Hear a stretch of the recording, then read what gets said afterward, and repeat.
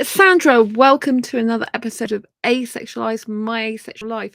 This is the place to be for education about asexuality, all things asexual, as I share my own asexual life journey in order to help you in yours. So subscribe and hit the bell icon right now. So in today's episode, we're going to be talking about how should we get asexuality more recognised in a positive, beneficial way, and what are the good things about that? Why are people kind of scared about asexuality, and what should be done to help bring about change in that respect? So I'm going to be focusing on Zoe's story specifically tonight. So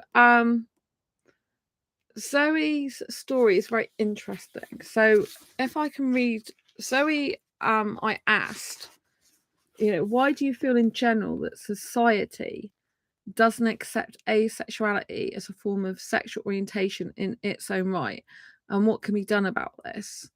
So I think Zoe raises some really good points. I think the term is too alien for them. They cannot relate to this concept, therefore it cannot exist. If you have no sex, then you cannot have a sexual orientation. So I think it is very alien for them. I think people fear what they don't know, they don't understand. It makes them really uncomfortable. And I feel that's why a lot of people don't want to talk about asexuality. People have a lot of misconceptions about asexuality as well. They think it's trauma related. And I do know some people say they've had a traumatic experience and they don't want sex anymore and they don't get the need for it anymore. But as a general rule, asexuality is a genuine sexual orientation. It's not the same as celibacy. It's not the same as purposely abstaining. It's not the same as I just don't like sex, but I still experience the usual forms of sexual attraction. So, for example, there are some heterosexuals that are penetration repulsed. They can't stand it, but it's not because they don't experience sexual attraction. It's just because that actually is something they don't like. So they aren't asexual because they do experience a huge amount of sexual attraction, just they find the act of sex gross in and of itself. And there's people who have been through a bad experience. They have had trauma related to either having sex or they've been cheated on a lot. And so they believe that because they've been cheated on and they haven't had sex for a while, that they're then asexual, But although anyone is free to decide whether they're asexual or not, there are certain things that people need to know, that these things aren't the same as being asexual. Because otherwise, people just assume that every asexual person has had unhealed trauma, has had past bad experiences, and this simply isn't the case. I'm not saying every asexual hasn't had bad experiences. Some have, but a lot even haven't had sex. They haven't even tried it. So if they haven't tried sex, then they can't have had a bad sex experience in that way because they haven't done it. And there's a lot of asexuals like that because they don't even want to try it because they're not interested in it. So I was in a group, and it's not an asexual group, and they're trying to be very accommodating of my asexuality. I wrote a post in it to see if there's any people in there that are asexual, and one of the people in there said they basically were celibate for X amount of years, and they said that they had healed from trauma, which was the cause of that. But I felt that maybe they're implying that I'm traumatized and that's why I feel the way I do. But it's not about me feeling like I'm asexual and that's it, or feeling like a temporary thing about not having sex. It's not, how can I describe it? Asexuality is an innate thing within me. It's not like a feeling or just a thought. So some people like go, "Oh, I appreciate your thinking," or "I appreciate your point of view." Like asexuality isn't a genuine sexual orientation, it's just a point of view of sex or sexuality. And this is totally unfair. It's very dismissive, I find. It's like if I said to a heterosexual, "Well, you've been through some trauma, and that's what's made you want sex a lot because you're trying to escape your other issues in life by using the sex as an outlet for it.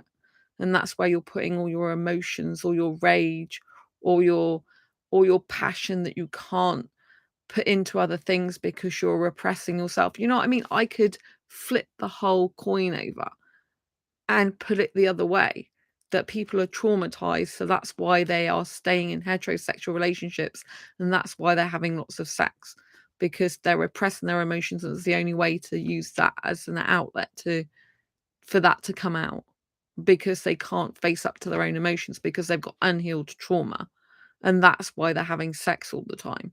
I'm sure actually in some cases that is significantly true. I'm sure there are people out there that have repressed emotion, that have experienced trauma and have a lot of sex because of that. I'm sure there are people out there like that. So why don't we hear about them? Why is it only people assume that people who are asexual have had such traumatic sexual experiences that that is the cause, and when their trauma is healed, they will miraculously not be asexual anymore? I, this is just not very good, you know? It doesn't make asexuality be taken seriously as a sexual orientation.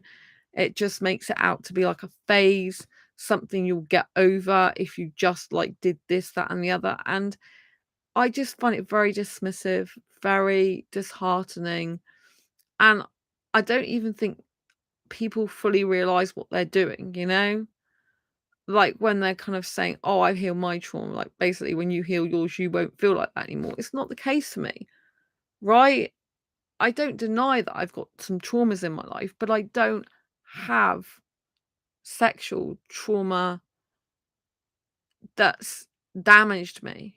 Like, I have had some sexual trauma, but I had a serious, committed, long-term relationship which did involve sex after I had the sexual trauma. I'm not asexual because of sexual trauma, right? I've had some sexual, too bad sexual experiences in my life, but I've still had sex after them because it doesn't affect me to that extent. Like, I just put them down to bad experiences in my life, basically, and it happened, and there's nothing I could do about it, and that was it, you know? It wasn't I didn't get physically hurt. And so, yeah, it was just like I was always asexual, but didn't realize it. Looking back at when I was 6 years old and had a boyfriend who wanted to do sexual exploration, I hated that idea and felt completely invaded. That's obvious I was asexual. You know, when I was in school and I thought about guys, I was just thinking about kissing and cuddling and holding their hand. That's obvious I was asexual. When guys talk to me about sex stuff and I wasn't even thinking about that and didn't associate me with ever doing that with them, that's asexuality. You know, my brain is not wired to think I want sex. My body is not telling my brain you want sex. It doesn't compute. It's not that way, right? And so yeah, I just think people completely misunderstand a lot of the time what asexuality is, and they cannot accept it as a sexual orientation because it makes them damn uncomfortable. And because they're uncomfortable with it, they have to have a reason for you being the way you are that's more acceptable to them, rather than having understanding and compassion. It's a genuine sexual orientation and there's nothing wrong with it.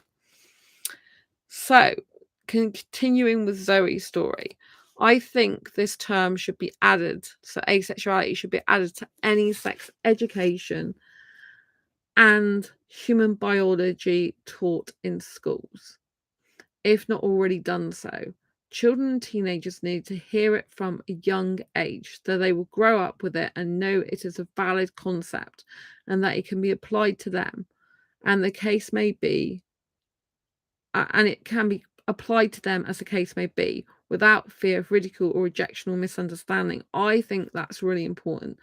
I totally agree with Zoe. If we had this taught in schools, if we had asexuality part of sex education, and it was taught that some people are genuinely like this, some people don't want, like, or need sex, it's fine to be that way, they're not wired to want it in the first place, then I think the world would be such a better place, and we'd have children growing up and it's okay to be that way, and we'd have people understanding relationships going forward, that not everyone wants, likes, and needs sex, which should be so much better for dating and relationships.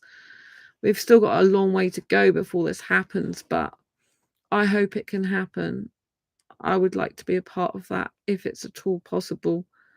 I would like to get it recognised globally. That's my mission. As for adults, exposure is needed. Visibility through media, attention, newspapers, articles, internet, books, TV, music, or TV, movies, documentaries, etc. So that the term asexuality becomes commonplace, valid, understood and accepted, not just a passing fad. I agree, the more publicity we get, the more we get it noticed globally, the better it will be. I'm going to be interviewed for 3 podcasts next week. Sense of Soul is the first one, which I'm so looking forward to. Her son is asexual. That's a person who actually runs Sense of Soul podcast. Shanna, I'm so looking forward to being on her show on Monday. And so that's raising awareness of asexuality. She's had over 1 million downloads. And then James Miller Lifeology, yeah. I'm being interviewed for that show on Thursday with 3.5 million listeners. 3.5 million. No, I didn't say thousands, I said millions. And then Guts, Grit and Courage, I'm being interviewed on that show on Friday. So Monday, Thursday, Friday, I've got interviews that are being recorded for people's podcast shows. But James Miller Lifeology is a radio show. It's broadcast throughout lots of states of America. It's going to be huge for asexuality. I feel so honoured and blessed to be on his show. He's a really nice person as well. I like what he does on Instagram and his reels and stuff. He's a psychologist for 25 years. He's incredible. And yeah, I'm really looking forward to this. And then Empowerography, I'm on in September.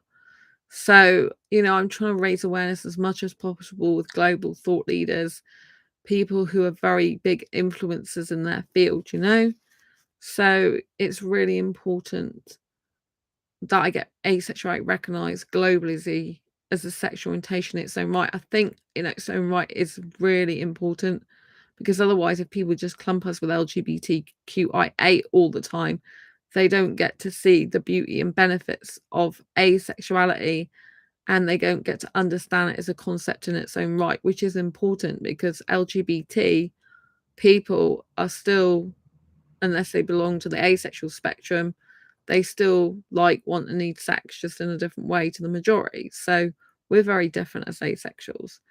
We don't experience sexual attraction in the main. So our sexuality is based on something different. LGBT sexual attraction is still based on the fact they're sexually attracted to people. So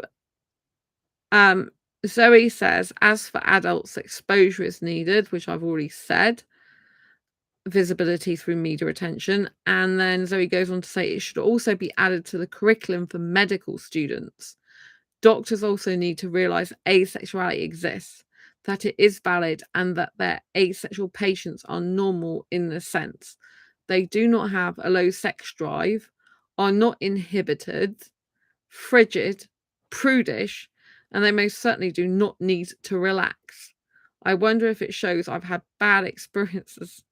They didn't say bad, actually. I wonder if it shows I've had experience with this type of narrow-mindedness, but clearly it's a bad experience. And that's what is really bad, when people just label you those things to put you down, belittle you, and manipulate you into thinking that way.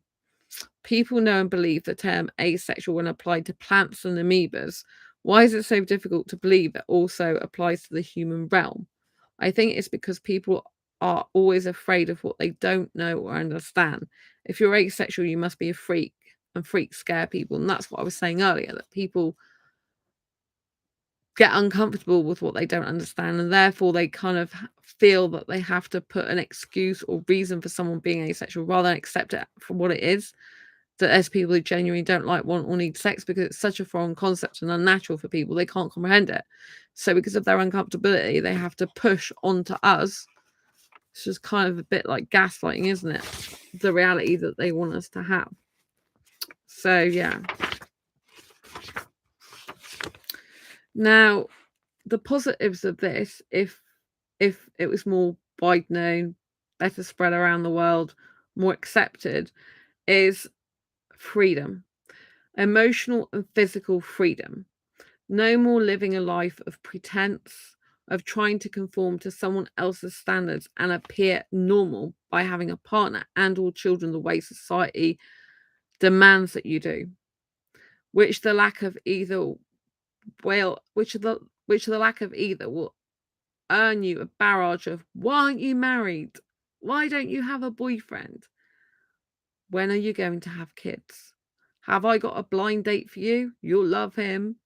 No more fear of emotional extortion or coercion, of feeling that I have no choice but to have sex in order to keep a relationship. No more feeling as if I'm allowing my body to be abused and have no control over stopping it. Yeah, I don't know if you know my personal story, but in 2014, I went to see a counsellor and she told me I'd have to have sex in order to keep a good guy, and I was horrified. So I went and Googled her at home. I love kissing but not sex, and then I found asexuality. I couldn't believe she said that to me because I told her I like romance and kissing but not sex. And that's what she said to me. Absolutely disgusting. But yeah, if asexuality was more accepted, then these intrusive questions that people put on us and the expectations that they want us to conform to of society's norms like marriage, sex, and kids, they would be less visible. Like, there would be less of that, if you know what I mean. There'd be less people saying that or not understanding why we don't want sex, marriage, and kids, you know? So I love what Zoe says to her younger self. If you were to look back at your life, what advice would you have given to a younger version of yourself in regard to asexuality? This is really good advice for everyone, I think. Dear younger self, you are not weird because you are not attracted to anyone. This is a benefit of getting asexuality recognized globally as well. Because you do not bounce from person to person every few months, forming superficial attachments, because you do not like dating, because you've never had a crush on someone, because you never talk about boys/girls. You are an asexual. I know you've never heard of this term before, but it is a real thing. It simply means that you do not experience sexual attraction. There is nothing wrong or broken about being like this. It is simply the way you/your brain developed. I totally agree with that. We are wired in a very different way. I know the road ahead of you will be difficult because you will have come across many people who will not understand you. Because of this lack of understanding, some people may sever their ties with you, may think you are mentally unstable, may be afraid of you, may shake their heads and walk away, may think you are saying this just to get attention. None of this, I repeat, none of this is in any way a reflection of you or your validity I'm glad I said that name right in the end. Word I meant validity as a human being. None of this, I repeat, none of this is in any way a reflection of you or your validity as a human being. It is their shortcomings, and I know it hurts. So that's what you've got to remember. Because, like I said, it feels like people are trying to invalidate you, and that's not good. And that's on them. If they're uncomfortable, they can't deal with it. That's really their problem, not ours.